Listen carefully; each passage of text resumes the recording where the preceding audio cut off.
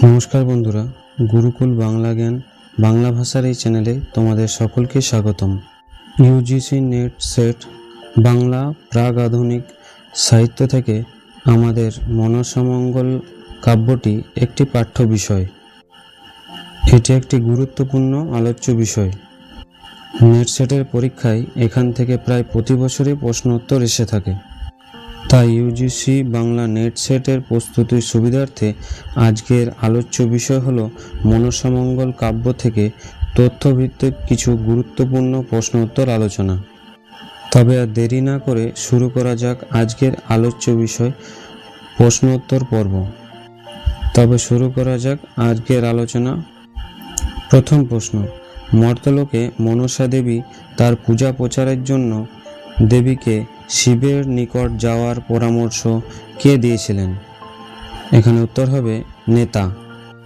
দ্বিতীয় প্রশ্ন, মর্তলোকে মনসা দেবীর পূজা প্রথম কে করেছিলেন? এখানে উত্তর হবে রাখালেরা। পরের প্রশ্ন, মর্তলোকে দেবী মনসার পূজা প্রচারের জন্য মহাদেব কাকে নির্দেশ দিয়েছিলেন দৈবঘট নির্মাণ করতে? এখানে উত্তর হবে দেবশিল্পী বিশ্বকর্মাকে। মর্তলোকে দেবীর পূজা প্রচারের জন্য মহাদেব যে রূপ ধারণ করেছিলেন? এখানে উত্তর হবে বৃদ্ধ ব্রাহ্মণের রূপ ধারণ করেছিলেন। পরের প্রশ্ন, রাখাল বালকদের পূজার ঘট কে ভাঙতে চেয়েছিল? এখানে উত্তর হবে তকাই মোল্লা। হোসেনহাটি গ্রামের কাজী কে ছিলেন? এখানে উত্তর হবে হাসান হোসেন। পরের প্রশ্ন, হোসেনহাটির মোল্লা কে ছিলেন? এখানে উত্তর হবে তকাই। পরের প্রশ্ন, চম্পক নগরীতে চাঁদবেনে যার গৃহে জন্মগ্রহণ করেছিলেন তার নাম কি ছিল? এখানে উত্তর হবে বিজয় সাধু। বিজয় সাধুর গৃহে জন্মগ্রহণ করেছিলেন।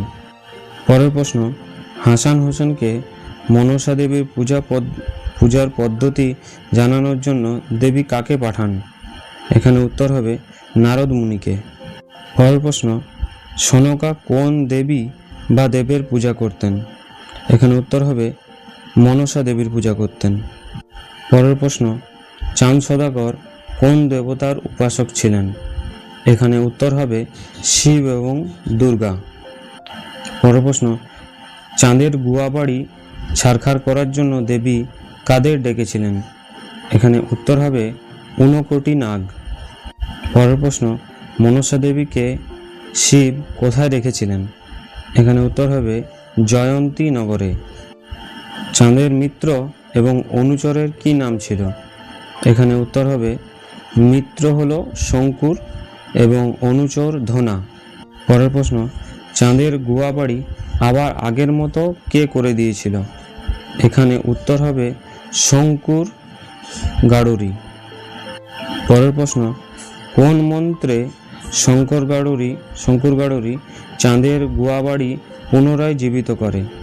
এখানে উত্তর হবে আবাহন মন্ত্রে। পরের প্রশ্ন, দেবী মনসা শঙ্কুর ও তার অনুচরদের বীজ দধি খাওয়াতে গিয়েছিলেন কোন রূপে? এখানে উত্তর হবে একজন গোয়ালিনীর বেশে। পরের প্রশ্ন, শঙ্কুর নগরে বীজ দধি নিয়ে যাওয়ার জন্য মনসা দেবী নাগেদের কাছ থেকে যে বীজ চেয়েছিলেন বা নিয়েছিলেন? এখানে উত্তর হবে কালকুট বীজ। পরের প্রশ্ন, এবং এই বীজ দধি তৈরি হতে কত সময় লেগেছিল? এখানে উত্তর হবে 7 দিন। পরের প্রশ্ন, দেবী মনসার বীজ দধি খেয়ে কে একমাত্র সুস্থ ছিলেন? এখানে উত্তর হবে শঙ্কুর গাড়ুরি বা ধন্বন্তরী ওঝা। পরের প্রশ্ন, ধন্বন্তরী বা শঙ্কুর স্ত্রীর নাম কি ছিল? এখানে উত্তর হবে কমলা। পরের প্রশ্ন, শঙ্কুর গাড়ুরি কার শিষ্য ছিলেন? এখানে উত্তর হবে নেতা। পরের প্রশ্ন, শঙ্কুর মৃত্যুর উপায় জানার জন্য তার স্ত্রীকে কে প্ররোচিত করেছিলেন? এখানে উত্তর হবে দেবী মনসা। পরের প্রশ্ন, শঙ্কুর গাড়ুরির মৃত্যুর উপায় জানার জন্য দেবী কী রূপ নিয়েছিলেন? এখানে উত্তর হবে শ্বেত মাছি অর্থাৎ সাদা মাছি। পরের প্রশ্ন, শঙ্কুর গাড়ুরির মৃত্যুর উপায়টি কী ছিল?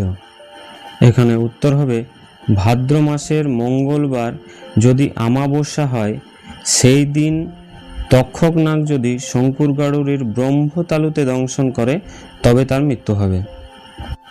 পরের প্রশ্ন, শঙ্কুর গাড়ুরিকে কে দংশন করে? এখানে উত্তর হবে তক্ষক নাগ। পরের প্রশ্ন, শঙ্কুর গাড়ুরির মৃত্যুর পর তাকে পুনরায় বাঁচানোর উপায়টি কী ছিল? এখানে উত্তর হবে যদি এক দণ্ডের মধ্যে ওষুধ প্রয়োগ করা যায় তবে তার সম্ভব, অর্থাৎ তাকে পুনরায় জীবিত করা সম্ভব। পরের প্রশ্ন, শঙ্কুর ওষুধের ঝুলি কে লুকিয়ে রেখেছিল? এখানে উত্তর হবে দেবী মনসা। পরের প্রশ্ন, শঙ্কুর গাড়ুরিকে বাঁচানোর জন্য ওষুধ আনতে কারা যায়? এখানে উত্তর হবে ধনামনা। পরের প্রশ্ন, শিষ্যরা ওষুধ আনতে কোথায় গমন করেন? এখানে উত্তর হবে হিমালয়ে। শিষ্যদের কাছ থেকে ওষুধের ঝুলি কোন বেশে ছলনা করে দেবী মনসা হরণ করেন? এখানে উত্তর হবে শঙ্কু স্ত্রী কমলার বেশ ধরে। পরের প্রশ্ন, মৃত্যুর সময় শঙ্কুর গাড়ুরি তার দেহ সম্পর্কে কি বলেছিলেন? এখানে উত্তর হবে দেহ 4 টুকরো করে মাটিতে পুঁতে দিতে বলেছিলেন। পরের প্রশ্ন, শঙ্কুর মৃত্যুর পর আসলে কি করা হয়েছিল? এখানে উত্তর হবে ব্রাহ্মণীর ছদ্মবেশে আসা দেবী মনসার উপদেশ মতো শঙ্কুর কনিষ্ঠ আঙ্গুল পোতা হয়েছিল উত্তর দিকে। পরের প্রশ্ন, চাঁদ সওদাগর মহাজ্ঞান মন্ত্র কার কাছ থেকে লাভ করেন? এখানে উত্তর হবে তার ইষ্ট দেবতা শিবের কাছ থেকে গ্রহণ করেন। পরের প্রশ্ন, কার সাহায্যে এবং কোন ছদ্মবেশে দেবী মনসা চাঁদের মহাজ্ঞান মন্ত্র হরণ করেন? এখানে উত্তর হবে কামদেবের সহায়তায় এবং নটির ছদ্মবেশে মহাজ্ঞান হরণ করেন। পরের প্রশ্ন, মহাজ্ঞান হরণের পর দেবী মনসা চাঁদকে প্রথমে কি করেছিলেন? এখানে উত্তর হবে লাথি মেরে চাঁদের দাঁত ভেঙে দিয়েছিলেন। পরের প্রশ্ন, চাঁদের সর্বমোট কয়টি পুত্র ছিল? এখানে উত্তর হবে প্রথমে চাঁদের 6 পুত্র ছিল, যাদের নাম হলো গোবিন্দ, মাধব, রাম, শিব, বিদ্যাধর ও হরি, এবং পরে লক্ষিন্দর বা লখায়ের জন্ম হয়। চাঁদের 6 পুত্র চম্পকনগরীর কোন পণ্ডিতের কাছ থেকে পাঠ গ্রহণ করেন? উত্তর হবে সোমাই পণ্ডিতের কাছ থেকে পাঠ গ্রহণ করেন। সোমাই পণ্ডিতের পাঠশালায় কি পড়ানো হতো? উত্তর হবে কাব্যশাস্ত্র ও ব্যাকরণ। পরের প্রশ্ন, পাঠশালায় যে শিশুটি খুব দরিদ্র ছিল তার নাম কি ছিল? এখানে উত্তর হবে গোবর্ধন। পরের প্রশ্ন, কার কথা শুনে ছেলেদের পান্তা ভাত খাওয়ার ইচ্ছা হয়? এখানে উত্তর হবে গোবর্ধনের কথা শুনে। পরের প্রশ্ন, চাঁদের 6 পুত্রের ভাতে বিষ মেশাতে দেবী মনসা কাকে পাঠান? এখানে উত্তর হবে অষ্টনাগকে পাঠান। পরের প্রশ্ন, অষ্টনাগ কালকুট বিষ কোথায় ঢেলে দেয়? এখানে উত্তর হবে ভাতের হাঁড়িতে। পরের প্রশ্ন, 6 পুত্রের মৃত্যুর পর দেবী মনসা তাদেরকে কোথায় নিয়ে যায়? এখানে উত্তর হবে দেবী গঙ্গার কাছে। পরের প্রশ্ন, ঝালুমালু কে ছিল এবং তাদের জীবিকাই বা কী ছিল? এখানে উত্তর হবে ঝালুমালু 2 ভাই ছিল এবং তাদের জীবিকা ছিল তারা মৎস্যজীবী ছিল। ঝালুমালুকে মাছ ধরার জন্য কালীদহে যাওয়ার নির্দেশ কে দিয়েছিলেন? উত্তর হবে দেবী মনসা। ঝালুমালু মাছ ধরতে গেলে তাদের জালে কি ধরা পড়ে? এর উত্তর হবে দেবী মনসার সুবর্ণ ঘট। পরের প্রশ্ন, সনকাকে পুত্র বর দেওয়ার জন্য দেবী মনসা তাকে কোথায় যেতে বলেছিলেন? এখানে উত্তর হবে ঝালুর বাড়িতে পুজো দিতে। পরের প্রশ্ন, ঝালুর বাড়িতে দেবীর পূজা দিতে সনকার সাথে কে কে গিয়েছিলেন? এখানে উত্তর হবে সোমাই পণ্ডিত এবং সনকার পুত্রবধূরা। পরের প্রশ্ন, সনকাকে ঝালুর বাড়ি পাঠানোর জন্য দেবী কোন ছদ্মবেশ ধারণ করেছিলেন? এখানে উত্তর হবে সনকার মাসির ছদ্মবেশ ধারণ করেছিলেন। পরের প্রশ্ন, দেবী সনকাকে পুত্রবর দিয়েছিলেন কোন শর্তে? এখানে উত্তর হবে বাসর রাত্রে তারে অর্থাৎ লক্ষিন্দরকে দংশিবে নাগিনী। পরের প্রশ্ন, স্বর্গলোকে সনকার পুত্র শোকে বিষাদিত ছিল কারা? এখানে হবে উত্তর হবে অনিরুদ্ধ এবং উষা। পরের প্রশ্ন, বিষাদিত উষা ও অনিরুদ্ধের সনকার পুত্র সম্পর্কে কথোপকথন কে শুনতে পায়? এখানে উত্তর হবে অষ্টনাগ। পরের প্রশ্ন, স্বর্গে নৃত্য করার সময় অনিরুদ্ধ ও উষার তাল ভঙ্গ হলে ক্রুদ্ধ হয়ে মর্তে জন্ম লাভের শ্রাপ কে দিয়েছিলেন? এখানে উত্তর হবে শিব। মর্তে জন্ম লাভের পূর্বে লক্ষিন্দরের কি নাম ছিল? এখানে উত্তর হবে অনিরুদ্ধ। অনিরুদ্ধের পিতার কি নাম ছিল? এখানে উত্তর হবে কামদেব। পরের প্রশ্ন, মর্তে জন্মলাভের পূর্বে বেহুলারই বা কি নাম ছিল? এখানে উত্তর হবে উষা। আজ এই পর্যন্ত বন্ধুরা।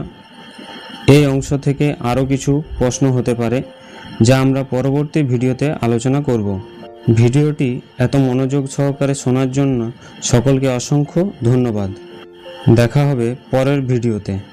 আর বাংলা নেট সেটের এরকম আলোচনা পেতে চ্যানেলটিকে লাইক, কমেন্ট এবং সাবস্ক্রাইব করে রাখবেন। গুরুকুল বাংলা জ্ঞানের চ্যানেলের পক্ষ থেকে সকল শ্রোতা বন্ধুদের আবারও ধন্যবাদ জানাই।